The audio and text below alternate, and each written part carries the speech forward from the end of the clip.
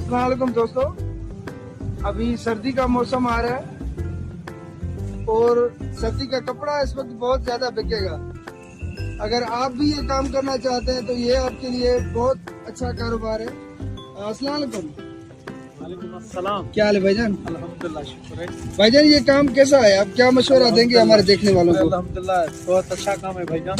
अच्छा, ये कितने पैसों से स्टार्ट हो सकता है?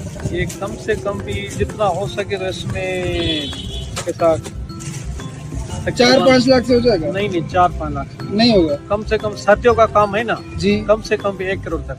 1 करोड़? हाँ जी। नहीं, ये तो बहुत ज्यादा हो गया ना। अगर ज्यादा बंदा नहीं है छोटे ना। पैमाने पे करे। ये तो महंगा है ना भाई, 4000, 5000, 6000, अच्छा। 7000 की एक टिकट है।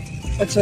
हाँ, उसकी साइज है small, medium, large, double XL, 3XL। अच्छा, वो 1 करोड़ में वो पूरे सीजन का माल आएगा या कुछ टाइम 1 करोड़ में अल्लाह खैर के इंशाल्लाह काम अच्छा चला तो फिर ज्यादा भी आएगा। अच्छा, जी जी, चलो, मशवरा देने के लिए बड़ी मेहरबानी आपकी। थैंक यू भाई, शुक्रिया।